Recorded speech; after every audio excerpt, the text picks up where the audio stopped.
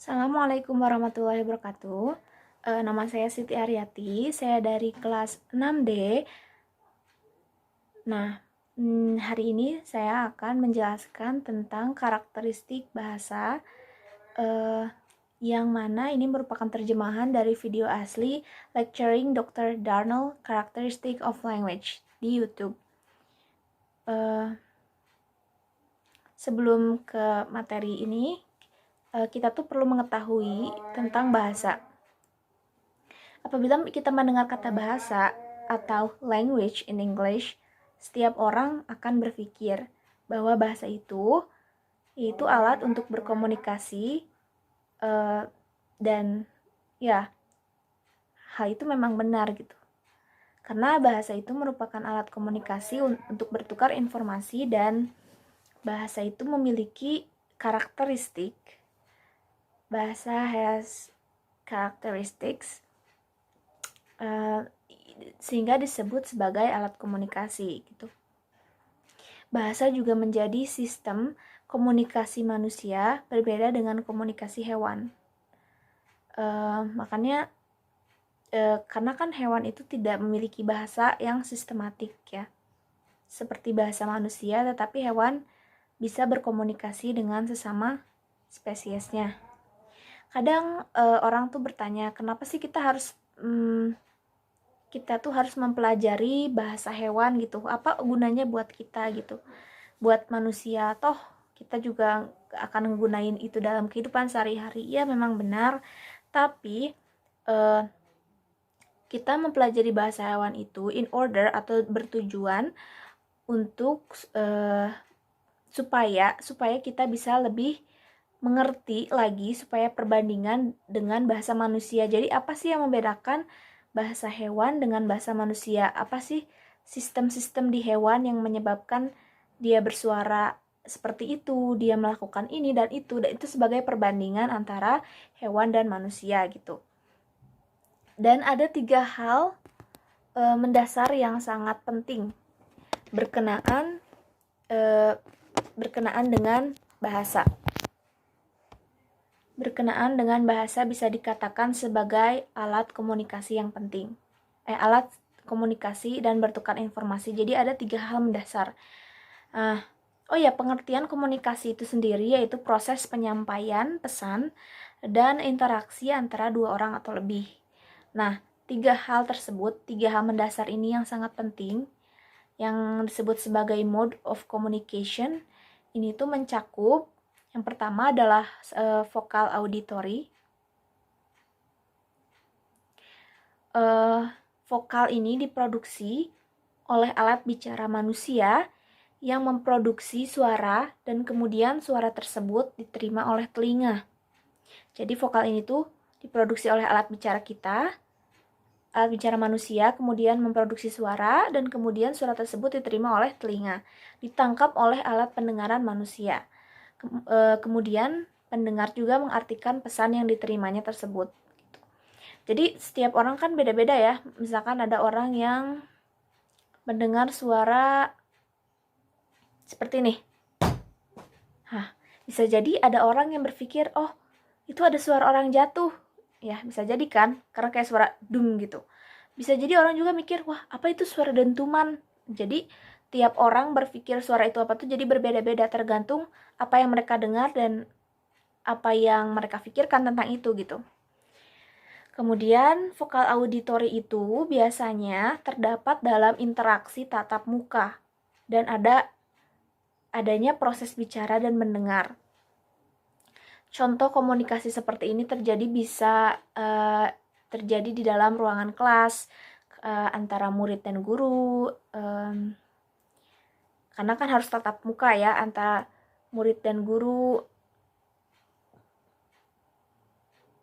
atau bisa juga terjadi di kantor antara teman-teman, tadi salah, yang saya jelaskan tentang dentuman itu salah. Ini tuh lebih ke tatap muka, yang mana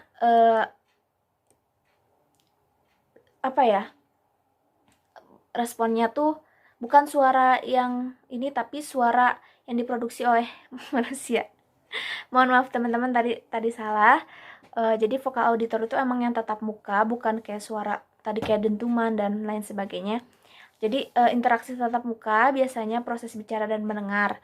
Nah, contoh komunikasi ini ada antara di ruang kelas antara guru dan murid, kemudian di kantor antara karyawan dan atasan, dan situasi lainnya yang bisa termasuk komunikasi yang tatap muka gitu. Seperti di kantor misalkan karyawan dan atasan, atau enggak di pasar pembeli dan penjual, kemudian di mana lagi pokoknya yang tatap muka gitu. Kemudian yang tadi kan itu yang pertama itu vokal auditori ya. Jadi vokal yang diproduksi oleh alat bicara manusia yang memproduksi suara, kemudian suara tersebut diterima oleh telinga, ditangkap oleh alat pendengaran manusia, kemudian pendengar mengartikan pesan yang diterimanya. Nah, yang kedua ini adalah gestural visual. Gestural visual. Gestural visual. Gestural visual. Nah, yang kedua ini adalah komunikasi gestural visual. Kan kalau kalian tahu gestural itu kayak gestur gitu. Mungkin hanya bahasa tubuh gitu kan. Nah, sama dengan ini. Jadi ini tuh komunikasi gestural visual ini tuh merupakan jenis komunikasi yang dilakukan dengan cara melihat dan memahami bahasa tubuh. Kayak contohnya sebagai contohnya ini saya ya. Nah, itu kan kalau misalkan saya menguap, saya mengeluarkan suara kan. Tapi suara itu bukan suara yang emang kita niat untuk mengeluarkan saat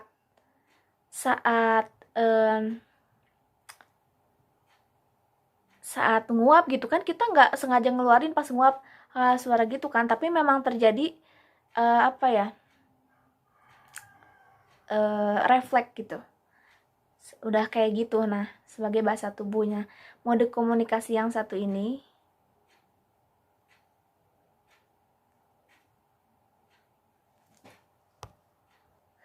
mohon maaf teman-teman, ada kesalahan. Gestural visual itu lebih ke tadi saya salah menjelaskan, lebih ke bahasa tubuh yang sebagai contohnya tuh seperti ini.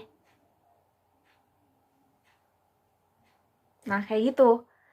Itu kan kayak cuma kayak gitu. Nah, itu kan bahasa tubuh aja kan.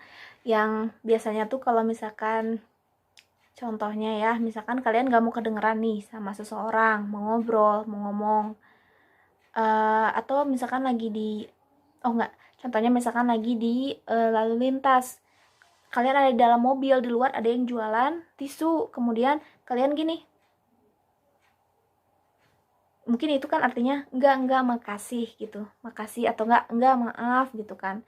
Yang intinya itu juga sebagai komunikasi gitu, tapi kan gestural visual yang bisa dilihat sama kita, dan itu sebenarnya pesan yang kita sampaikan kepada orang yang sedang kita tuju. Gitu. Kemudian metode komunikasi yang satu ini tuh biasanya lagi itu digunakan oleh orang yang tunarungu gitu, yang tidak bisa mendengar gitu. Karena kan suka ada gitu di stasiun televisi orang-orang kayak, atau orang-orang yang tunarungu yang tidak bisa mendengar, mereka menyampaikannya dengan tangan, gestur tangan. Karena biasanya kalau orang yang tunarungu secara otomatis mereka juga sulit untuk menyampaikan, untuk berbicara gitu. Jadi karena kadang mereka kayak aku seperti itu, karena mereka tidak bisa mendengar jelas apa yang mereka katakan, jadi bicaranya juga kurang jelas gitu. Jadi otomatis kalau yang tunarungu juga berbicaranya kurang, makanya mereka supaya membuat lebih jelas mereka menggunakan bahasa tubuh, isyarat kalau yang kita tahu. Nah, kemudian mereka ini lebih baik membuat sign dengan gesturnya daripada membuat suara kan, dan hal ini masih bisa dikatakan sebagai bahasa. Jadi bahasa bukan hanya tentang auditory mode, tetapi kita bisa berbahasa menggunakan menggunakan bahasa visual gestur. Nah, kemudian yang pertama itu adalah vokal auditory, yang kedua itu gestural visual, and then now yang ketiga itu adalah chemical olfactory. Nah, chemical olfactory ini dalam bahasa Indonesia itu artinya kayak penciuman kimia gitu. Jadi kalau komunikasi jenis ini tuh biasanya dilakukan oleh dalam komunikasi hewan dan bukan mode komunikasi pertama yang dibutuhkan oleh manusia. Nah, chemical olfactory ini melibatkan bau-bauan sehingga indera penciuman bau atau hidung berfungsi dalam mode ini. Manusia menggunakan chemical olfactory dalam berkomunikasi juga. Kita membeli sabun, sampo, deodoran untuk menghadirkan kesan-kesan wangi-wangian yang enak tercium oleh lawan bicara. Stimuli yang dihasilkan oleh wewangian ini secara tidak langsung memberi kesan-kesan yang terkomunikasikan dan yang dikomunikasikan dan ditangkap menjadi sebuah pesan yang dapat diingat terhadap lawan bicara kita. Aroma pun dapat dirasa sebagai mesin waktu yang mengantarkan reseptornya kepada kenangan-kenangan dan pengalaman yang lama. Nah, karena komunikasi chemical olfactory ini, karena komunikasi ini bukanlah yang pertama digunakan oleh manusia, maka akan sangat berbeda dengan bagaimana hewan menggunakan indera penciumannya atau olfaktorinya. Hewan akan menggunakan indera penciuman untuk merespon rangsangan bau yang ditimbulkan oleh suatu objek. Tapi pada manusia digunakan untuk mencium bau dari orang lain. Biasanya kan kita suka melihat hewan itu seperti halnya contohnya anjing. Anjing itu mengendus-ngendus sesuatu misalkan di semak-semak, atau mungkin dia menemukan sesuatu yang menarik perhatiannya gitu. Suatu objek yang menarik perhatiannya. Atau mungkin dia tiba-tiba pipis di suatu tempat. Mungkin itu untuk menandakan bahwa ada dia di situ. Kemudian tetangga-tetangga anjing yang berada di dekatnya juga, yang teman-temannya yang lain ketika melihat ada pipis dia di situ atau bagaimana, dia akan menangkap pesan bahwa oh ternyata sudah ada orang yang di situ, saya tidak boleh ke sana atau sebagaimana lah sebagainya. Nah, itu bisa menjadi pesan juga kan, pengantar pesan gitu dari yang chemical olfactory ini. Nah, kalau manusia ini biasanya chemical olfactory-nya untuk mencium bau dari orang lain. Seperti halnya ketika saya berada dekat teman saya, ya, dekat teman saya, kemudian teman saya tercium sangat bau, mungkin dia belum mandi atau dia habis jalan-jalan berkeringat kemudian menimbulkan bau yang tidak enak. Nah, kemudian saya menyampaikan bahwa dia bau. Nah, itu yang kita cium itu adalah chemical olfactory, bau badan dan bau-bau yang lainnya gitu.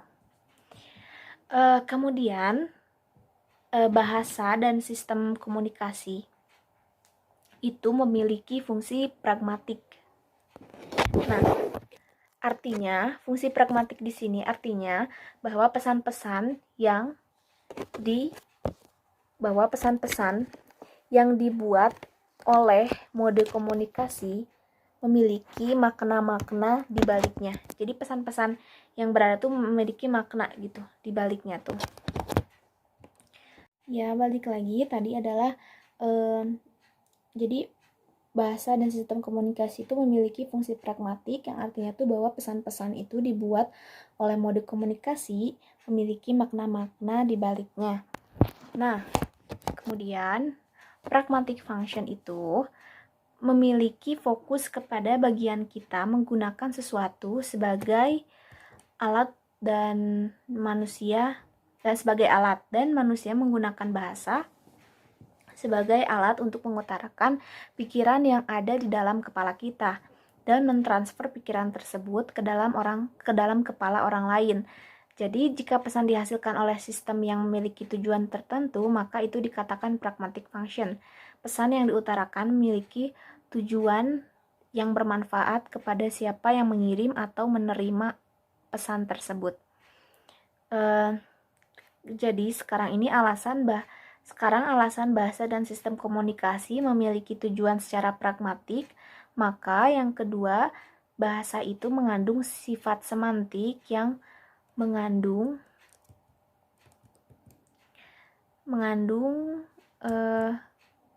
pesan khusus untuk makna tertentu. Seperti contoh dalam bahasa Inggris.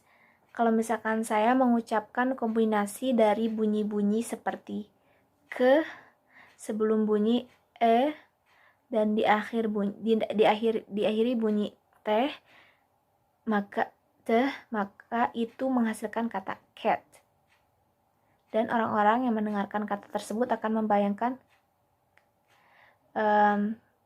atau menggambarkan bentuk dari cat dalam pikiran mereka masing-masing. Di cat jadinya. Jadi setiap orang akan memiliki gambaran yang berbeda tentang cat tersebut. Ada yang memikirkan warna kucingnya putih, hitam, atau coklat, atau memiliki dua warna, atau ada yang menggambarkan kupingnya yang sedikit besar, dan lain-lain. Yang terpenting, setiap individu memiliki gambaran yang berbeda terhadap sesuatu di dalam pikirannya, dan yang tak kalah penting, bahwa pesan memiliki hubungan yang relatif tetap yang dapat dipahami oleh semua pengguna bahasa. Jadi ke dalam misalkan saya bilang sesuatu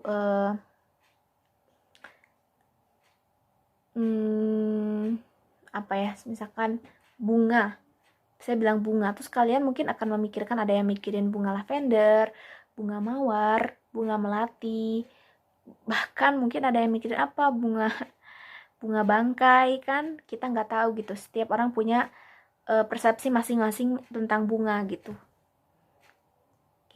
Tapi pasti orang ya mikirin tentang satu hal gitu ya, bunga mereka pikirin. Nggak mungkin kita lagi mikirin bunga mereka mikirinnya lampu, ya nggak mungkin gitu. Tetap memiliki hubungan yang relatif gitu, tetap yang dapat dipahami oleh semua pengguna bahasa gitu, walaupun apa yang difikirkannya atau yang digambarkan sama setiap orangnya berbeda-beda, seperti itu.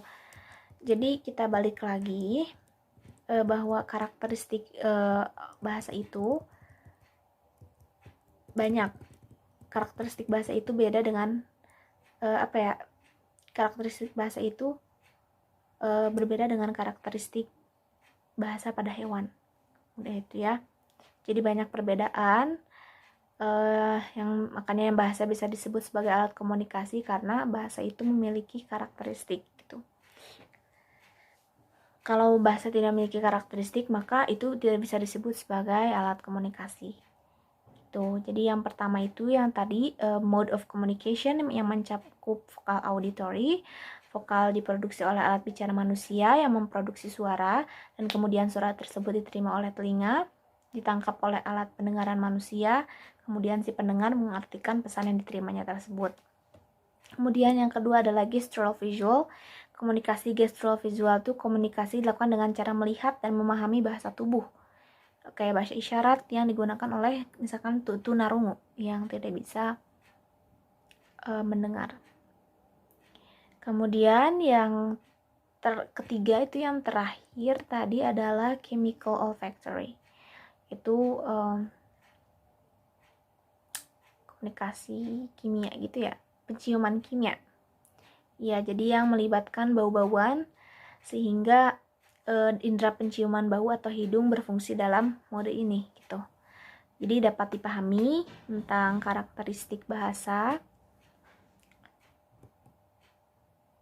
Oh iya, dan selanjutnya itu adalah bahasa sistem yang memiliki fungsi pragmatik. Jadi bagaimana bahasa itu, apa yang kita utarakan dalam pikiran bisa mentransfer pesan tersebut ke dalam kepala orang lain gitu. Jadi pesannya nyampe kepada orang itu. Nah, itu fungsi pragmatik. Dan kemudian ada fungsi semantik, yang mana fungsi semantik ini tuh adalah apa yang orang pikirkan terhadap satu hal gitu. Ketika kita mengucapkan ini ada banyak gambaran yang ditangkap oleh mereka. Sekian. Sekian dari saya Siti Aryati. Wassalamualaikum warahmatullahi wabarakatuh. Stay healthy.